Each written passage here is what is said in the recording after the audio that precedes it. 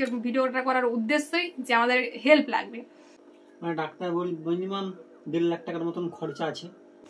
আজকে মানে অনেক কষ্ট হচ্ছে। আমার ঠাকুমা যে এতদিন আমার সেবা করে আসছে, কিন্তু আজ ঠাকুমার প্রচুর বড় একটা শরীর খারাপ হয়ে গেছে, মানে টিউমার হয়ে গেছে। ঠাকুমার অপারেশন করতে হবে। কাকলি দিয়ে আসছে, আর দাদু আছে, ঠাকুমা আছে, এবং ইমিডিয়েট আমাদের অপারেশন করতে হবে। আর রেণুকা গিয়েছিল ঠাকুমাকে নিয়ে, কিন্তু রেণুকা একটু কাজের জন্য একটু বাইরে গেছে, তার জন্য রেণুকা নেই। রেণুকা বলে দিবে পরে, কিন্তু এখন দিদিকে কিছু বলতে বলবো। দিদি কিছু বলো একটু। এবার বলা বলতে যতটুকু মানে রিপোর্ট আমাদের হাতে এসছে বা কিছু, 14 তারিখ রিপোর্টটা করা হয়েছে, 14 এপ্রিল। এটা হচ্ছে গিয়ে উড়িষ্যাতে করা হয়েছে। এবার ঠাকুমার মেন যে প্রবলেম, ভাই কতটা গুছিয়ে বলতে পারলো জানি না, আর মোটামুটি বেস্ট টিউমার হয়েছে, যেটা আমাদেরকে ইমিডিয়েটলি ওটা সার্জারি করাতে হবে। এবার সার্জারির একটা তো টাকা পয়সার ব্যাপার রয়েছে। এর আগেও তোমার ভাইকে যথারীতি টাকা দিয়ে তোমরা সকলে সাহায্য করেছো, আর সেই আশা নিয়ে আমরা আজকে আবার একটা ভিডিও বানাচ্ছি, যেটা ঠাকুমার জন্য। 14 তারিখ উড়িষ্যার রিপোর্টটা আমরা করেছি।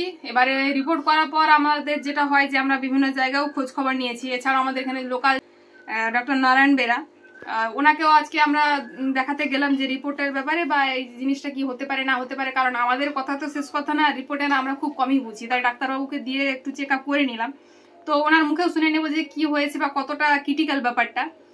তো আমরা ঠাকুমাকে নিয়ে এসেছিলাম এখানে। আমাদের রিপোর্ট যেহেতু করা ছিল, ওই রিপোর্টটা তো আপনাদেরকে শো করাবো। এর সাথে এখানে আমাদের ডাক্তারবাবু আছেন, ওনাকে একটু দেখিয়ে দিলাম। তো কোন কন্ডিশনে আছে যদি ডাক্তারবাবু একটু বলেন সুবিধা হয় তাহলে। বেস্ট কার্সিনোমা হয়েছে, কার্সিনোমা যেহেতু হয়েছে ইমিডিয়েটলি একে সার্জিক্যাল করতে হবে। আর বেশি কিছু এখানে বলছি না, আপনারা যদি চান আপনারা রিপোর্টটা পড়তে পারেন। আর ও ডাক্তারবাবু যিনি বললেন যে অপারেশনটা করাতে হবে, তো কত কি অ্যামাউন্ট, কেমন কি ব্যাপার সেটা ভাই বলুক। মানে ডাক্তার বল মিনিমাম 1.5 লাখ টাকার মতন খরচা আছে, ডাক্তার বলছে। এবারে অনেক কিছু ব্যাপার আছে। এবারে আপনারা যতটা পারবেন যদি একটু আমাদের পাশে থাকেন পরিবারে। আমাদের পরিবারটা আপনারা তো জানেন, একদম অসহায় পরিবার, কেউ খাটাখাটনির লোক নেই। আপনারা যদি একটু পারেন খুবই উপকার হয়। যে যেমন পারেন একটু আমাদেরকে হেল্প করবেন, এবং ভিডিওটা শেয়ার করে দিবে আপনাদের সবার সাথে, আত্মীয়র সাথে একটু শেয়ার করে দেবেন, এটাই আমি রিকোয়েস্ট করবো। এটা সত্যি কথা, যারা হয়তো নতুন, ভাইকে এর আগে কখনো দেখোনি, ভাইয়ের অবস্থাটা দেখতে পাচ্ছ। ভাই আজ প্রায় হচ্ছে গিয়ে 10-15 বছর এরকম বিছনা সজ্জা হয়ে আছে। এর আগে তোমাদের সহযোগিতায় যতটুকু পেরেছে ভাই চিকিৎসা করেছে। এখন তাকে যে দেখে রাখতো আর কি, এই সংসারটা টিকে যার জন্য আছে সেটা হচ্ছে ঠাকুমা। আজ ঠাকুমার এই প্রবলেমটা, আর সেখানে একটা বাড়ির ছেলে হিসেবে হোক কিংবা আপনার বা আমাদের সহযোগিতায় যদি সেই মানুষের সুস্থ হয়, একটা ফ্যামিলি বাঁচবে। এটুকুই আপনাদেরকে রিকোয়েস্ট করবো যে আপনারা একটু সহযোগিতা করুন।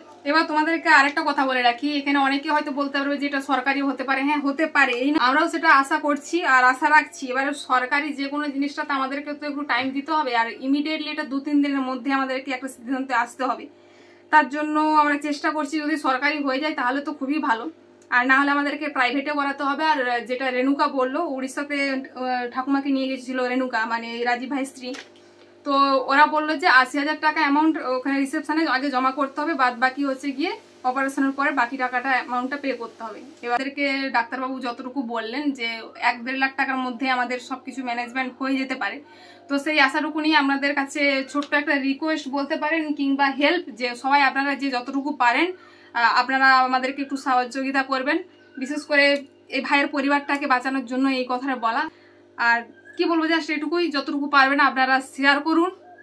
আর যে যতটুকু পারেন, 1 টাকা, 5 টাকা, 10 টাকা, যে যতটুকু পারবেন স্ক্যানারে পে করুন।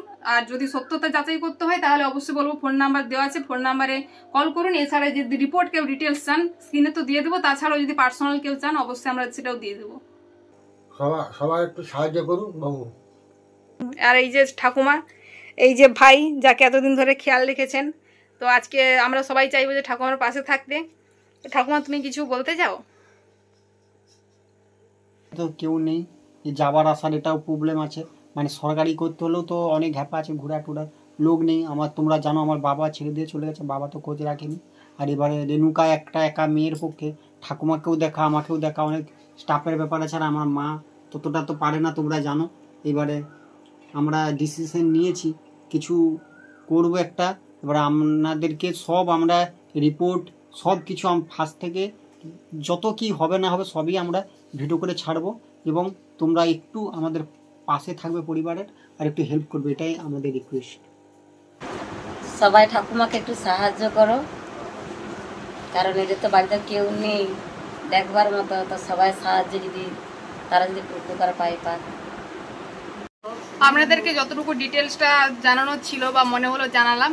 এরপরেও বাদ বাকি যা কিছু হবে A to Z ভাইয়ের চ্যানেল যে মাই লাইফ রাজীব আছে বা ফেসবুকেও যদি দেখে থাকেন সমস্ত ডিটেলসটা আপনারা পেয়ে যাবেন। এছাড়া যদি কেউ বাড়িতে এসে যোগাযোগ করতে চান তার ডিটেলসও ভাইয়ের চ্যানেলে আছে, ওনার সঙ্গে একটু ভাইয়ের সঙ্গে একটু যোগাযোগ করে আপনারা আসতে পারেন।